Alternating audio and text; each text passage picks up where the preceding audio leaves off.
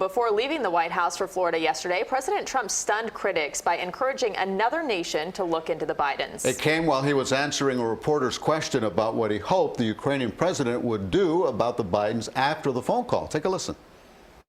And by the way, likewise, China should start an investigation into the Bidens, because what happened in China is just about as bad as what happened with Ukraine. Now, in a CBS 4 exclusive interview, Florida Senator Marco Rubio is reacting to that comment and the latest developments on the impeachment inquiry. So let's bring in now Jim DeFede, host of Facing South Florida. What did Marco Rubio have to say? Well, you know, we were able to catch up with our cameras with Marco Rubio down in the Florida Keys. And when President Trump made that statement yesterday about China, I immediately wondered what Senator Rubio would have to say about it. Because, let's face it, Rubio has been the Senate's leading critic of China, warning Americans for years as to the threat China poses to the United States. So I have to admit, his answer surprised me. And we should take that answer. We have it? Well, I support, here's a good idea. Why don't we wait for all the information to come forward before people start making decisions or pronouncements in one direction or another? Rather than just reflexively circling the wagons or rushing to judgment, how about waiting for everything to come forward, look at it all, and then you can make a judgment on what's in the best interest of our country.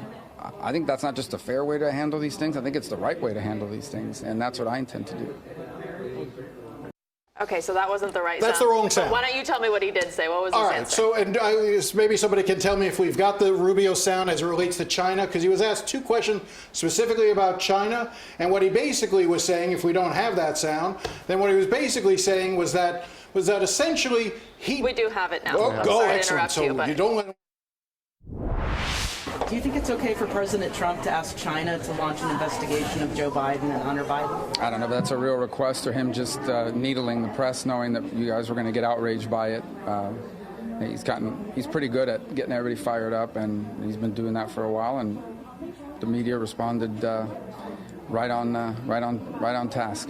But you're one of the loudest critics of China and its human rights abuses. I mean, is it okay for him to ask to say that? I don't think it's a real request. I think he did it to gig you guys. I think he did it to provoke you to ask me and others and get outraged by it. Like I said, I mean, he plays it like a violin and everybody falls right into it, but that's not a real request.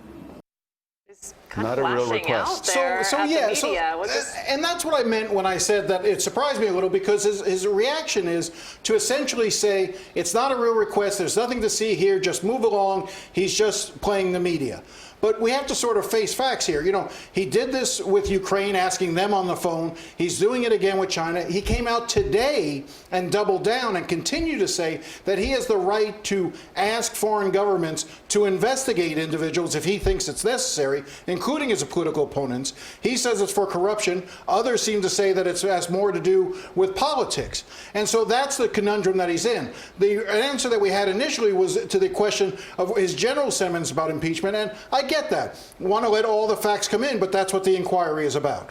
All right, so no outrage on the part of Marco Rubio. Jim, if you had to guess, which Republicans, if any, do you think will come out and say, this isn't wrong, this isn't right, it's not right for the President of the United States to ask a foreign power to get involved in a domestic election? So what you're seeing right now is, I think, that you've got Republicans in general sort of holding back. Marco Rubio's holding back. Joni Ernst in Iowa today was pressed on it. She's holding back. There's been only one Republican who has really come forward. And ironically, at the exact same moment that Marco Rubio was talking about how we shouldn't believe the tweet, or we shouldn't believe what President Trump said about China, Mitt Romney, the senator from Utah, put out a tweet, and hopefully we have that we can put up on screen. And Mitt Romney wrote, "By all appearances, the president's brazen and unprecedented appeal to China and to Ukraine to investigate Joe Biden is wrong and appalling."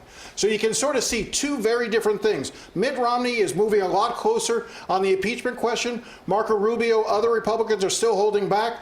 But we have to realize we're very early in this process, so we have to wait and see what exactly is still going to come forward. And some of those Republicans who may be leaning one way or another could be pulled in. Thanks, Jim. We got to go. Thank you so much. And the impeachment inquiry will be one of the hot topics on Jim's show when he sits down with Frederica Wilson Sunday on Facing South Florida. Watch it at 8:30 here on CBS 4.